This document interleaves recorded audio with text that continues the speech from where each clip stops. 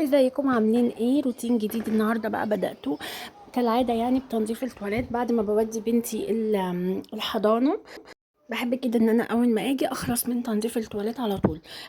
مسكت كده طبق كبير، حطيت فيه كلور طبعا اساسي وربسو، اي نوع ربسو، وكمان شويه كده من الخلطه بتاعت صابون الغسيل اللي انا عملتها، موفره جدا وبتنضف جدا وبتلمع قوي. ابتديت بقى كده بالسلك البلدي، غسلت الاول الحوض وبعد كده غسلت البانيو، وبعد كده غسلت بيها القعده من بره، قعده التواليت من بره، وطبعا قعده التواليت من جوه ليها فرشة خاصة بيها.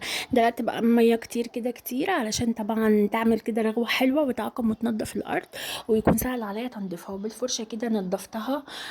فرشة خشنة كده، بتنضف السيراميك وحلوة جدا.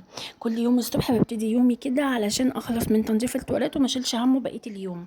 هنا بقى كده ابتديت ان انا اشطف الارضيه، وكمان هغير الفوط. انا مش بغيرها كل يوم، يعني ممكن يوم ويوم او كل يومين.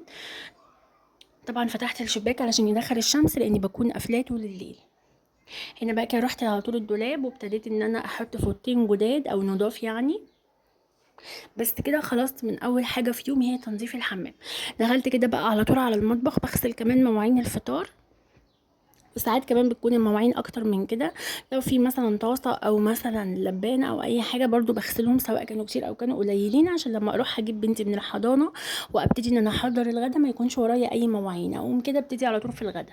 ما تنسيش اللايك والاشتراك في القناه، قناتي هتقدم روتينات سريعه كده ومحفزه، وفي نفس الوقت مش هتبقى طويله عليكم.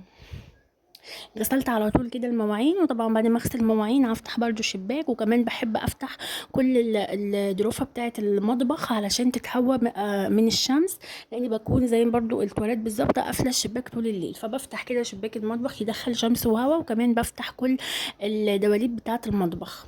بفتحها كده وبسيبها لحد بقى ما بقوم. يعني بتدخل شمس وهواء، وعلشان ساعات بقى بتبقى ريحتها مش كويسه. غسلت الحوض بالليفه بتاعته. بعد كده بقى هنا كنت خلاص جبت بنتي من الحضانه، وابتديت ان انا ادخل المطبخ بعد ما فطرتهم علشان اعمل الغدا. حضرت كده الفطار لنفسي، ساندوتش كده سريع وكوبايه عصير. كنت عايزه حاجه ساقعه، طبعا الجو حر جدا. كنت مقوره من بالليل الكوسه والبتنجان، دلوقتي بقى على طول طلعتهم من التلاجة، حطيت عليهم ميه ونقعتهم بالملح. ودلوقتي بقى على طول هقطع الخضره. ومسكت الطماطم والبصل، البصل ضربته في الكبة، والطماطم طبعا ضربتها في الخلاط وصفيتها. معلقة زيت على معلقة سمنة في الحلة، وهبتدي بقى ان انا اصفر او ادبل البصلة ديت. وبعد كده بنزل على طول بالطماطم، وبعدين بحط الخضرة. كل مرة بحط الخضرة واقلبها تقلبتين مع البصلة، وبعد كده بنزل بالطماطم.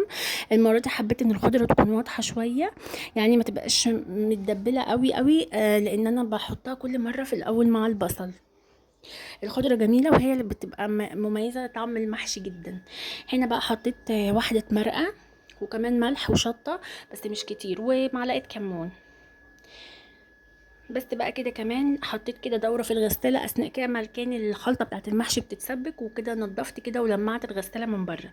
جيت هنا بقى غسلت كده شوية مواعين صغيرين كانوا في الحوض، وابتديت بقى ان انا السجادة من الأرض علشان أكنس الأرض، وأحط كده، حطيت فيها مية بكلور ورابسو علشان أنضفها. يبقى أنا كده خلاص خلصت من الغدا، كان خلاص كده التسبيكة اتعملت بتاعة المحشي، وكمان حشيت البتنجان والكوسة، وكمان خلصت شوية المواعين اللي طلعوا من تحضير الغدا.